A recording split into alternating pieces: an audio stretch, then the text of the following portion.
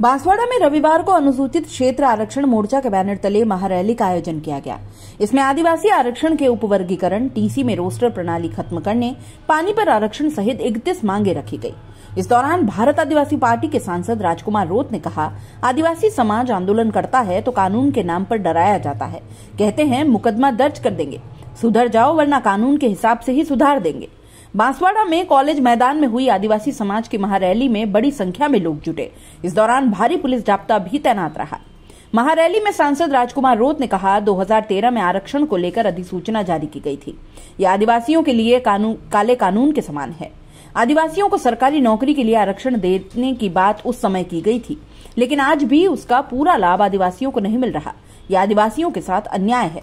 उन्होंने supreme court के आरक्षण संबंधी निर्णय पर कहा कि इसका क्षेत्रीय आधार पर वर्गीकरण किया जाना चाहिए। आरक्षण कोटा क्षेत्र के अनुसार दिया जाना चाहिए। इस डबल इंजन की सरकार का उद्देश्य आरक्षण देना नहीं बल्कि आपस में लड़ाना है। हमारी मूल लड़ाई आरक्षण की है, वो संविधान की मूल भावना के अनुसार है। उन्होंने कहा कि अब भारत आदिवासी पार्टी के सांसद और विधायक तय करेंगे कि आरक्षण कब और कैसे लेना है।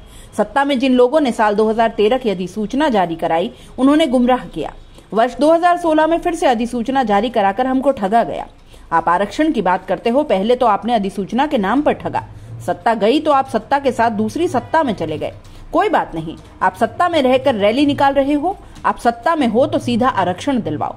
उन्होंने कहा कि 12 में सहरिया जाति को अलग से आरक्षण दिया गया है। इसी प्रकार राजस्थान में क्षेत्रीय आधार पर आरक्षण की मांग कर रहे हैं। अब तो सुप्रीम कोर्ट ने भी कह दिया है, आरक्षण हमारा अधिकार है और हम इसे लेकर रहेंगे। सभा को विधायक जय कृष्ण पटेल, थावरचंद, उमेश मीणा, कमलेश डोडियार, भंवरलाल परमार सहित मोर्चा के पदाधिकारियों ने संबोधित किया। सभा के बाद शहर के प्रमुख मार्गों से होकर रैली निकाली गई। रैली कॉलेज मैदान से शुरू होकर कलेक्ट्रेट चौराहा पहुंची। यहां आदिवासी आरक्षण को लेकर नारेबाजी भी की गई। इसके बाद संसद में नेतृत्व में प्रतिनिधि मंडल में राज्यपाल के नाम जिला कलेक्टर इंद्रजीत सिंह यादव को ज्ञापन सौंपा गया।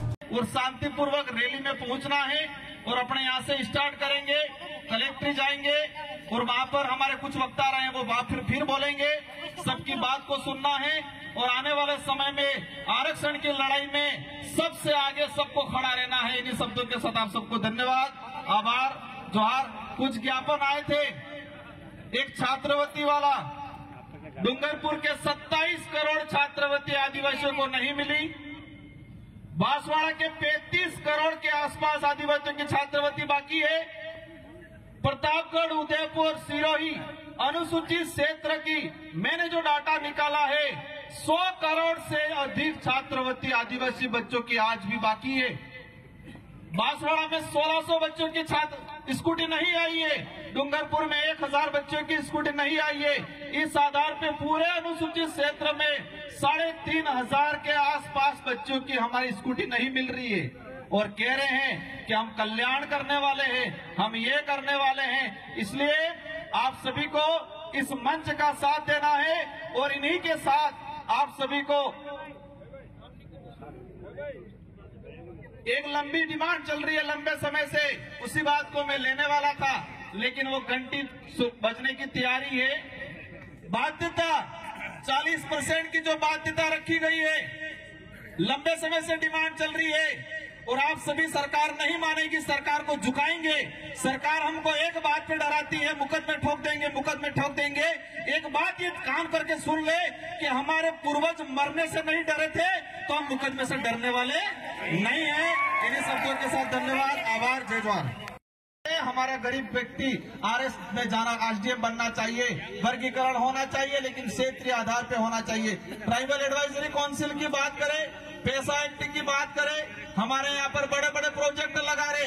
पैसा एक्ट की जो कानून बना हुआ है, उस कानून की पालना नहीं की जा रही है। लेकिन आने वाले समय में इन अधिकारियों को भी हम सबक सिखाएंगे कि पैसा एक्ट का प्रावधान क्या है और जो अधिकारी अगर कानून की अवहेलना करता है तो उसको भी कानून की भाषा हम सिखाएंगे, क्योंकि कानून के नाम से ये हमको डराने की कोशिश करते हैं, हर वक्त डराने की कोशिश करते हैं, हमारे गरीब भाइयों को डराने की कोशिश करते हैं। इसलिए चिंता नहीं करनी है। इन्हीं शब्दों के साथ सभी साथी कुछ वक्ता रहे, सुनना है। और बीच वाला पांडाल इसलिए खुला रखा था क्योंकि बीच में भीड़ ज्यादा होती है। जो गरीब परिवार को नहीं मिला उसको मिलना चाहिए, लेकिन कैसे मिलेगा कैसे दिलाना है वो हम तय करेंगे। आदिवासी बाहुल्य क्षेत्र के जितने जो जनप्रतिनिधि है वो तय करेंगे और वो तय करके टीएससी में भेजेंगे और ट्राइबल एडवाइजरी काउंसिल राज्यपाल को भेजेगी और सारे राज्यों के राज्यपाल महोदय राष्ट्रपति को भेजेंगे। इसके बाद तरीके से लागू हो। अगर वर्गीकरण करना है, रेगिस्तान इलाके के भाई मांग कर रहे डीटीएस दे दो क्षेत्रीय आधार पे, अनुसूचित क्षेत्र में क्षेत्रीय आधार पे दे दो और शहरिया हमारा हाड़ोती वाला इलाका और फिर गैर अनुसूचित क्षेत्र वर्गीकरण करना है क्षेत्रीय आधार पे कर दो तो कोई समस्या भी नहीं आएगी, न कोई लड़ाई होगी, न जातियों में बांटा जाएगा। अधिसूचना के आधार पे राजस्थान के अंदर 12 से 16 प्रकार की जातियां हैं। कितने भाग बांटोगे आप? ये लड़ाई करने का तरीका है। और जब इतना 12 भागों में आरक्षण बढ़ जाएगा फिर रोस्टर का क्या होगा? क्या होगा रोस्टर प्रणाली का? अब हमारे जो गरीब भाई आए उनको बेचारों को पता नहीं है रोस्टर क्या होगा। एक में भी रोस्टर के आधार पे या वास्तविक जो रोस्टर प्रणाली है उसके आधार पे लागू नहीं होगा और हमारे लिए एक भी सीट नहीं आएगी। आरएस भर्ती 2013, 14, 16, 18 समय काफी हो गया, रैली में चलना है। मेरा लास्ट आपसे एक निवेदन है कि रिजर्वेशन हमारा जन्मसिद्ध अधिकार है, उसके लिए हमको लड़ना है, सबको मिलजुल के लड़ना है। लेकिन कुछ लोग सिर्फ राजनीति करना चाहते हैं आरक्षण के नाम पे। ऐसे लोगों से सावधान रहने की सख्त जरूरत है। और आने वाले समय में ये तो शुरुआत है, एक सांकेतिक है और आने वाले समय में डूंगरपुर, बांसवाड़ा, प्रतापगढ़, उदयपुर सारे जिलों को मिला के एक बड़ा सम्मेलन किया जाएगा।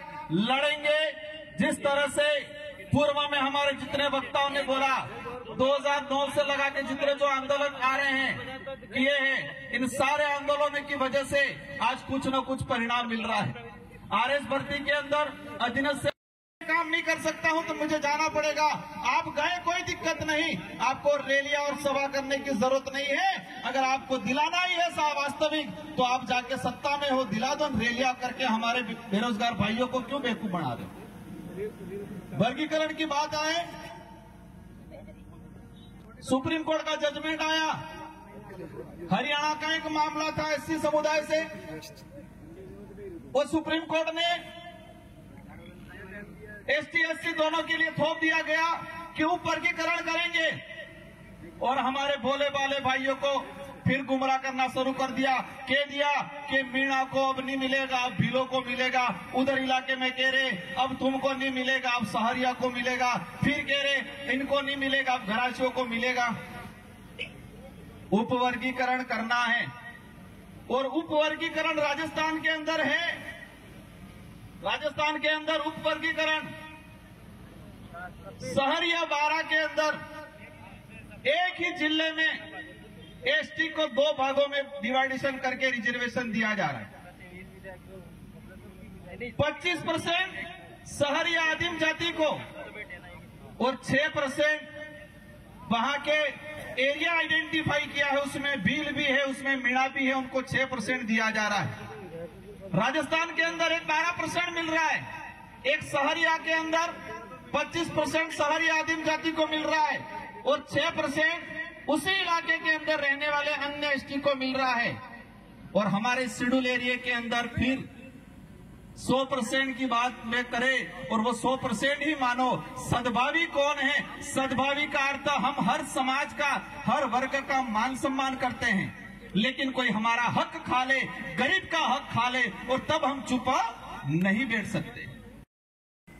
अनुसूचित क्षेत्र के अंदर 939 पद आए और हमें मिलने चाहिए थे जो अधिसूचना जो कह रही है 45%, 5%, 50% उस आधार पे हमें मिलने चाहिए थे 423 पद और मिले कितने?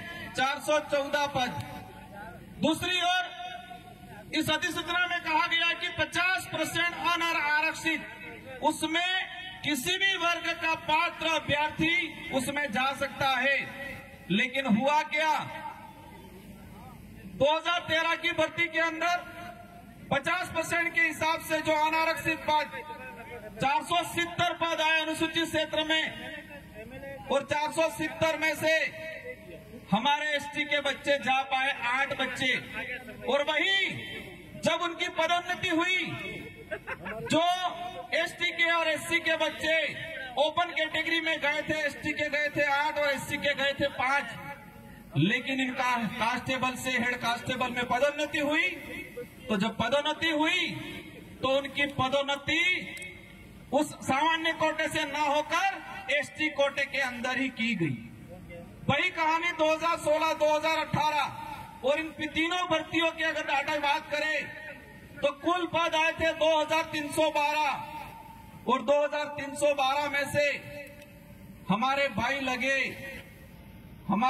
लगे 828, और जो 75% आदिवासी बाहुल्य क्षेत्र है और वहां पर 828, और बाकी जो 50% अनारक्षित की बात करें उसमें 1359 बच्चे दूसरे लगे।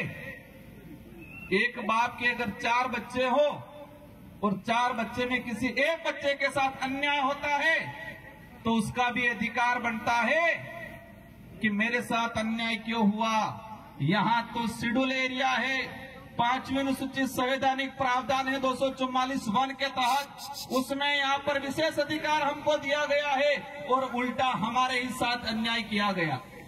इसी तरह वन विभाग की भर्ती हो, पटवारी की भर्ती हो, शिक्षक भर्ती हो, इन सारी भर्तियों का निकाल के मैं डाटा लाया हूं, लेकिन समय अभाव में पूरा नहीं बता पाऊंगा। लेकिन ये बात जरूर बताऊंगा, वो 2013 की अधिसूचना के कारण हमारे आदिवासी भाइयों के लगभग 4 से 5 हजार नुकसान भर्तियां हुई। 4 से 5 हजार हमारे भाई नौकरी लगते। अब समझ लो इतने भाई नौकरी लगते अलग अलग विभागों में। एक परिवार से एक आदमी नौकरी लगता है तो उसकी पूरी पीढ़ियां सुधर जाती है, पूरी पीढ़ियां सुधरती है। इतना बड़ा नुकसान हुआ और हमारे लोगों से तालियां बजा दी कि 2013 की अधिसूचना बाहर वालों को बंद कर दिया, आपको दिलाएंगे। इसलिए मैं